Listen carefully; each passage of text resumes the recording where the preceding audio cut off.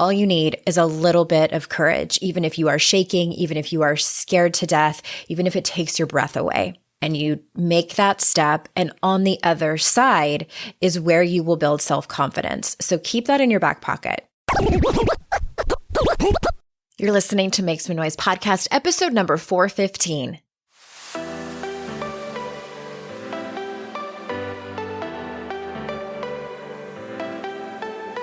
Welcome to Make Some Noise podcast, your guide for strategies, tools, and insight to empower yourself. I'm your host, Andrea Owen, global speaker, entrepreneur, life coach since 2007, and author of 3 books that have been translated into 18 languages and are available in 22 countries. Each week, I'll bring you a guest or a lesson that will help you maximize unshakable confidence, master resilience, and make some noise in your life. You ready? Let's go. Hey everyone, welcome to another episode of the podcast. I am so glad that you are here. And today we have 2 more, the last 2 stories. Remember many months ago, I think I asked if any of you had some stories where you made some noise in your life. And today we are hearing from Nancy and Gail. So just like the last couple, I am going to let you hear their story, and then afterwards I'm going to chime in with my thoughts and some key takeaways that I have from listening to their stories. Before we get started, I wanted to tell you that if you haven't already downloaded for free my motivational series that I made for you, you can do so at andreaowen.com/free. It is set to music. It is for anyone who is really struggling, all the way to anyone who is really feeling like the greatest of all time. It's for everyone. There's 3 different podcast episodes, and I created it as a gift to you so you can kind of have it in your back pocket whenever you might need it. And it's private, so you cannot get it from my site. You do have to go to andreaowen.com/free to get the special podcast link for that. Also, I think I told you last week or the week before that next year, we're going to be making some exciting changes to the podcast, and I'm going to reveal one of them to you. We did a survey, I don't know how long ago it was, and so many of you graciously gave me your time and let me know what you would like to see more of on the podcast. And one of those things, I didn't know how it would turn out, is that you said you would enjoy some mini-sodes slipped in addition to our Wednesday weekly podcast. So I'm going to start doing that every so often. I cannot promise every week, but every so often, starting next year, I'm going to do some mini-sodes, and they will drop somewhere in between the Wednesday episodes. Also, speaking of the podcast, if you didn't know, we have transcripts for each show. They don't go all the way back to the previous hundreds of episodes, but we did start doing it a couple of months ago. So all you need to do is go to the show notes in your podcast app and click the link that will take you to the webpage, and that will show you the show notes for the episode that you want to read them. All right, everyone. Enough about that. Let's get to our very first story. This first one is from Gail. I'm going to let her story speak for itself, and then I will see you on the other side of her story. All right. So without further ado, here is Gail. Hey, Andrea. My name is Gail, and I'm in the Chicago area. And I've just realized in the last several months that I actually do have a story. I started as a daughter of a coal miner in Illinois. We weren't poor, and sometimes when people think of that, they think of a poor, sheltered, uneducated, type of family, but we just weren't very worldly. I did end up going to college, loved meeting everybody, loved growing, learning. I ended up in graduate school, and then I ended up in New York City to do my internship. During college, because I was so happy and excited, I gained a ton of weight, went through some really hard challenges, got myself fit, and that was kind of the catalyst for the career I chose. And I believe it helped me make me more compassionate for what I ended up doing, which is to be a private trainer. When I started, it wasn't a very popular, it was kind of an unknown field. Fitness was just getting going. I met some wonderful people in New York. I trained Mayor Koch. I trained designer Marc Jacobs. I trained some of Mick Jagger's backup dancers, Sam Champion, the weathermans. Because I had such compassion and knowledge and good energy, I made quite an impact, even in New York City, as a little girl from a town of 600 and the daughter of a coal miner. I did end up, after 3 years, moving back to Chicago, where I took off again and built a wonderful career in business. I had a television show called Shape Up Chicago. I made videos, on and on. It was a great time. Fast forward to age 35, getting married, moving to California, and realizing huge mistake, lots of depression, and it was a very abusive relationship psychologically. Fast forward 17 years, got a divorce, moved back to Chicago, and in the process of reinventing myself. 20 years of no working and away from Chicago, where I had built, a good business. So I was 20 years away. I was 20 years older, found myself competing with, the social media superstars. The way I did it was step by step, finding myself again after being totally lost and intimidated by being quote unquote, just a mom for 20 years. I've built back a wonderful career. My kids are wonderful. I've grown a lot. I know that you know too that being in an unhealthy relationship affects everything, mind, body, spirit, career, everything. And I overcame it. I just thought I would pass this on. I don't know if any of this resonates with you, and I don't know if I'm explaining it very well. The fact is, I found myself again. I found that I do actually have worth and compassion and knowledge that I really thought that I had lost forever.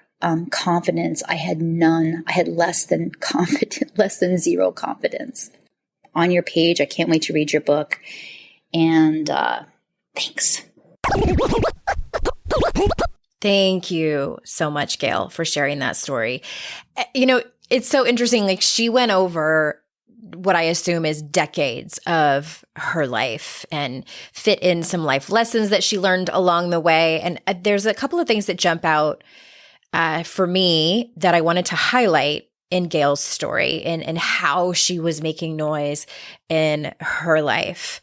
First is that this is a story of resilience, really. It's the falling down and the getting back up, the falling down and the getting back up. And truthfully, it starts when she leaves her comfort zone. She steps out of her comfort zone as a young woman, leaving, the life that she had and going to college and then going to grad school, moving to New York City. That's a big deal. And she massively steps out of her comfort zone, which takes courage. 100% that takes courage. And as I tell all of you over and over again, all you need is a little bit of courage, even if you are shaking, even if you are scared to death, even if it takes your breath away. And you make that step, and on the other side is where you will build self-confidence. So keep that in your back pocket, because I'm gonna go back and mention that again as I talk about Gail's story. So whether she knew it or not, as she moves to New York City, she, goes to college, goes to grad school, and, gains a bunch of weight, then gets fit. She is building confidence. She's building self-confidence along the way. Again, whether she knows it or not, probably wasn't like a conscious thought that she had, but she is building self-confidence. So then she talks about getting married and moving again, and then realizing that relationship was very unhealthy and has to get out of the relationship. Divorce is difficult. Breakups are difficult, no matter if you are the person that initiates that breakup or divorce or not. And again, when that happens, you're building resilience. And what I know for sure, these are the two topics that I keynote on. When somebody wants me to come and keynote, I give them the choice. Do you want me to talk about self-confidence or do you want me to talk about resilience? And it's not a coincidence that I chose those two topics. They're connected. They are 100% connected. And it kind of becomes a chicken or egg conversation. I'm not going to go off on that tangent right now. But when Gail's telling this story, I'm like watching the whole trajectory and the timeline. And I'm like, yep, self-confidence and resilience, self-confidence and resilience over and over again as these years go by. So she moves again, has to build her business again because she's been out of the workforce. And now she's facing a time in history where there is social media and there are fitness influencers. So she's got to learn that whole thing again. And she builds it back. She starts over when she could have decided, you know what, it's too hard. I am not going to do it. I'm going to go into a completely different career path and really wanted to go back into personal training, but didn't because she was afraid. No, she went anyway. And that again is building self-confidence and building resilience. And I think at the end of the day, one thing that I want to highlight so much is what she says towards the end. And she says that she remembers that she has self-worth. She remembers that she has the knowledge and expertise that comes with years and decades of being a woman, of being a fitness professional, that she remembers that. And that is the thing. Like, I want to underscore, I want to highlight, I want to put a bunch of stars and exclamation marks all around that. When I was taking notes on this, I wrote it in huge letters. And she says, I found myself again.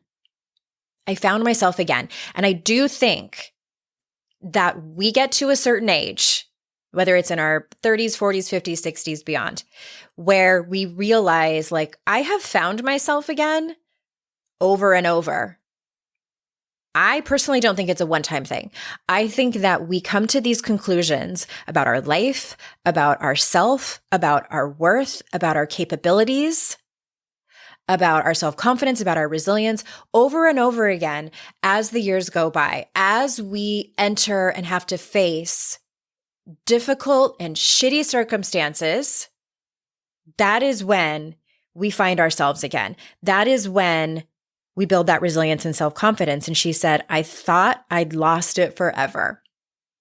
I thought I'd lost it forever.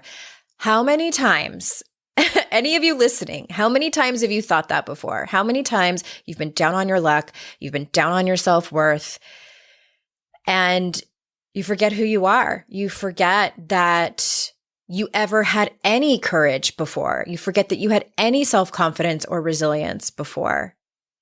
And we get so down on ourselves. And sure, that could be because it's depression or something like that. I think many of us have faced those times in our lives.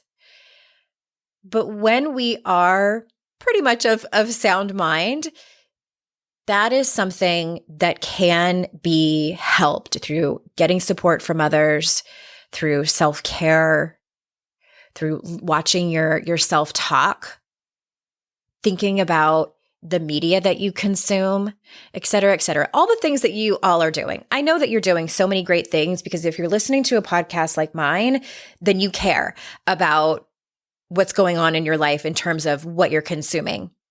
So again, thank you, Gail. I love that this highlights the ups and downs of life. And there will probably be more in Gail's life. There will be more in your life, listener. And I just want you to take that away, what she says at the end, that I remember that I have self-worth. I remember that I have knowledge and expertise. I found myself again, even though I thought I'd lost it forever. None of you have lost it forever. None of you. As we speak right now, you are building resilience. You are building self-confidence. And I hope that you can take that away today and have some motivation and inspiration from Gail's story, because I do believe that her story is similar to everyone else's. Different circumstances, but similar in that there are a lot of shit sandwiches that we will get handed throughout our life. And that is what builds our self-confidence and resilience. All right, let's move on to our next story. And this is actually our last story in the Make Some Noise series of listener stories. And this is Nancy. I'm going to let her story speak for itself. So without further ado, here is Nancy. My name is Nancy. I live in Windsor, Ontario, Canada. How am I making noise basically by standing up to, people who have been in my life for a very long time and, telling them that the way they are acting, the way that, their beliefs when it comes to my own beliefs, like it's not okay. I'm setting boundaries, especially with my family. I'm letting them know that the way I have been treated my entire life and this narrative that we just keep our head down and don't say anything when it comes to, older people in our family saying things, that narrative is not okay. That if someone says something that could put the people you love in danger, something needs to be said. And the reason I'm going on and on about it leads up to a story where we have a group chat for my entire family, so my aunts and uncles and cousins. And my one cousin posted a bunch of misinformation about the COVID-19 vaccination and then demanded that my grandmother not get her second dose. And no one said anything. And so I decided to challenge him, and I asked him if he did any research before posting this information. And, he just went on, and I just kept challenging him and telling him that he was wrong and that in doing so, in posting that information, he could be putting people's lives in danger. And then he eventually just left the family chat. And then what happened after was two things. I had family messaging me through the group chat telling me I was being a bully, telling me I was being aggressive, and I didn't back down. They said he only wrote this message because he cared. He only shared that info because he cared. And I let them have it. I said he only shared it because he's an entitled white male who thinks he knows better than everyone, including the multiple health professionals in our family. And I didn't back down. I didn't apologize because I have nothing to apologize for. When you come after the people I love with misinformation like that, I'm going to let you have it. And another thing that was happening was that I was getting private messages from family members who were supporting me and, telling me that I was doing a good job. And while that was encouraging, it was also kind of showing me true colors and how, people are encouraging you behind the scenes, but are still not being authentic and are still presenting that facade of they don't want to, they don't want to ruffle any feathers. They don't want to stir the pot. And, that's kind of giving me a new perspective, and it's been really eye-opening, and it's giving me a lot to think about who I have in my life and who I want to include in my life and in the big moments of my life. And I'm getting married soon, and I don't want these people at my wedding.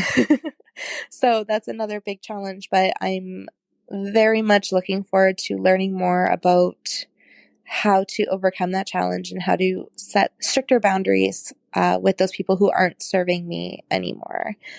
So yeah, that's how I'm making some noise. And thank you so much for everything that you've done. I've been listening to you and reading your books for a few years now, and I'm learning a lot. So thank you. Okay. I wish that I would have had a camera on and you could see my face, my reaction. 2 times right in a row when she said that her family told her that she was being a bully and aggressive. And then right after that, when she replied and said, no, he's being an entitled white male. My jaw hit the ground and I just was like, yes, Nancy. Yes. Okay, here's the thing. I'm going to start right from the get-go saying how difficult it can be to set boundaries with family. Boundaries are hard enough as they are. And we are going to go through life where we're going to have to set boundaries with some people. This is people at work. This might be with our neighbors. This might be with anyone, really. But when we have to set boundaries with our family, that is Ph.D. level work. And it is a skill that is learned. I would say 99% of us are not taught this growing up or in school for that matter.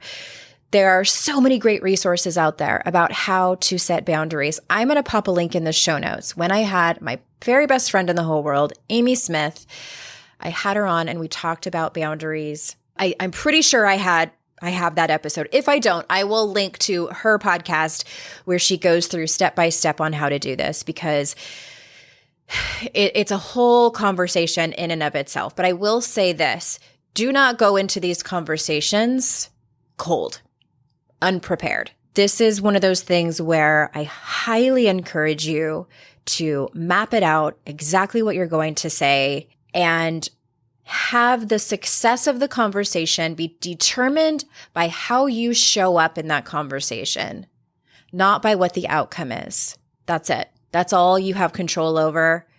That's all that's going to matter truly at the end of the day, at the end of your life, is how you showed up. I want you to be proud of how you entered and exited that conversation. All right, Nancy. Oh my gosh. And not to mention the conversation around masks and vaccinations and the COVID pandemic is an intense and emotional one. And people tend to be on one side or the other. We don't have a lot of people who are like, oh, well, maybe, there are some of those people, but for the most part, people have an opinion. People have a strong opinion. Therefore, it becomes charged. I have been interviewed on the news lately because of the book promotion. And one of the conversations that's getting picked up as we pitch is news stations want to talk to me about how do we have this conversation around masks and vaccines. I actually am about to send out an email, planning it all out. If you don't get my emails, you can get them, AndreaOwen.com/free and sign up. But it's tricky. It's super tricky. And I also think it's a universal problem that people want a solution to. So I want to say that in and of itself, that is an intense conversation, and Nancy chose to make some noise about it, and she did not back down. That's what she says in the voicemail is, I didn't back down.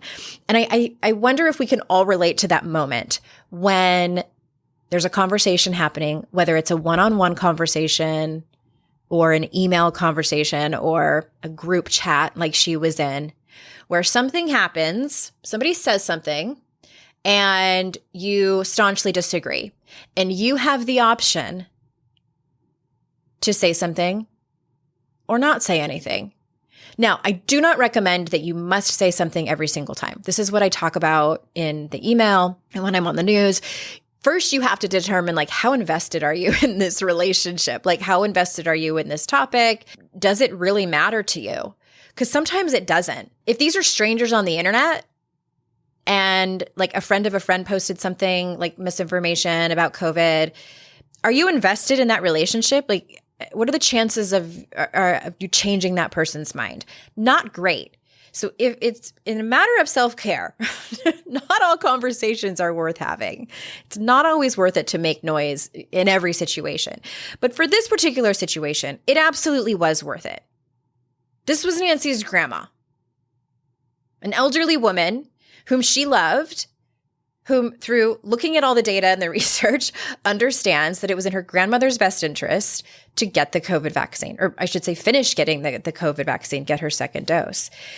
So it was important to her. And so that moment of deciding whether or not you're going to say anything can be the most critical place, because we get nervous and our heart rate might go up. The thoughts start to go really fast. You're angry and you want to just knee-jerk reaction and start typing, or maybe you just want to run away from the conversation, whatever your go-to is. You have a choice. And I do recommend that you take a deep breath and think about, how do I want to show up in this conversation? Do I want to be courageous? Do I want to be kind? Do I want to be respectful? How do I want to be? You have no control over how they perceive you. You could be the most respectful, professional person, and somebody on the other end of that conversation might get their feelings hurt, might think that you're being a bully, might think that you're being aggressive, that you're an asshole, whatever. You have no control over that. I'm going to keep hammering that home. But I also just want to applaud Nancy for doing this in a family situation, because when it comes to family situations, many times we don't say anything because we have to be around these people, family functions, or sometimes we live with them. And many times it just feels so much easier to not say anything. Don't want to make things uncomfortable. I don't want to get into an argument. I don't want to be seen as the black sheep of the family, or whatever it is that you think about. And I just want to mention, like, that is a very real feeling to have, to want to just stay a part of the status quo and just have things go the way they've always gone. That's the way most people want things to stay, right? But I think that as someone, I'm raising my hand over here, who has spoken up about certain things, it is probably the most uncomfortable thing I've ever done in my life. And people will be angry. People have been angry at me and my family members. And what I have to keep reminding myself is that I am breaking family patterns that don't serve us. They don't serve us. They're shitty. They're shitty patterns that we've all fallen into because that's what families do. And I personally, I can only speak for myself here, I am pointing them out and saying, hey, this is what we do. I'm not saying this is what you do. This is what we do as a family. I'm kind of going off track here from Nancy's story. But this is what we do as a family. And it's not okay. It's not. It makes me show up in a way that I don't like. I don't like this version of Andrea when we all act like this, when we all fall into our quote unquote family roles. I think it happens a lot in families. Like, when you get back together for the holidays and things like that, we all fall back into the role that we sort of assimilated in when we were growing up. And I'm over here like, I don't like this version of us anymore. So I'm not going to do this anymore. And here's where I think that you could be better. That conversation typically never goes well. I'm over here saying, like, here's where I commit to do better. Here's where I commit to no longer do these particular things that are patterns that we've always done that I don't like. I don't want my children to adopt these. I don't want my family, my husband and my kids, to fall into these patterns. I will not do them anymore. And there have been family members that don't like that. It's a very, very difficult conversation. I will tell you this too. I don't go into those conversations without crying. It's emotional. It's super emotional. Decades of history. And it can be really complicated. And I tell you that story because, many times, like this story that Nancy told is bigger than just the one-time conversation that she told us about. There's other stuff mixed into that. And I find it very interesting. I'm not surprised, but I find it interesting that she had other family members private messaging her, telling her thank you for speaking up, but they didn't say anything. So my advice is, Nancy, if you're listening, if you haven't done this already, and for anyone who encounters a similar circumstance, my advice is to say thank you. I really appreciate your support. And what I would love is public support, is for you to chime in and say, I agree with Nancy. I'm with Nancy on this one. Something simple like that. And then throw it out there to them. Do you think you could do that? Because it's a big ask to ask someone to, do really anything more than that. Or you could ask them to engage in a conversation with you and say, like, can I ask why you didn't chime in? You probably already know the answer. It depends on your family, but you're probably going to be able to guess what their answer is. But I feel like if you keep it simple and say, could you do this? And specifically ask them, like, will you do it? It's an invitation. And also you're asking them just to take a small step. That's it. That's all. No big deal. Not a big deal at all. Breaking family patterns and setting boundaries. Again, I just, as we're going into the holidays, I'm also sending out an email about that too. Actually, sorry, I think it already came out. So sorry if you missed it. If you're not on my email list, how to take care of yourself during the holidays. And I am thinking of you all. Thank you so much for those of you who called in to tell us your story. Speaking of, I'm also going to implement next year, as we make some tweaks to the podcast, some listener voicemails. So we're going to bring back the option to leave us a message, and I'm going to be answering questions over there so you can possibly hear your voice on the podcast. Thank you again to Gail and Nancy for bringing us your story. And remember, everyone, it's our life's journey to make ourselves better humans and our life's responsibility to make the world a better place. Hey, everyone. Before I officially say goodbye, I wanted to bring you just a quick word from one of our sponsors. Did you know that Audible has a free 30-day trial, and you get 2 free audiobooks with Premium Plus? If you have not read my book, Make Some Noise, or any of my books, they're all on Audible. So you can grab one of those for free. So you get 2 free audiobooks to start. After 30 days, you get 1 audiobook a month for $14.95 a month. You also receive 30% off the price of additional audiobook purchases, and you can cancel at any time. Your books are yours to keep, even if you cancel. So go over to AndreaOwen.com/audible to sign up. And I know that you probably like audio because you listen to this podcast, and audiobooks are a great way to consume any of the self-help books that you want, or fiction, or whatever it is. AndreaOwen.com/audible. Bye for now.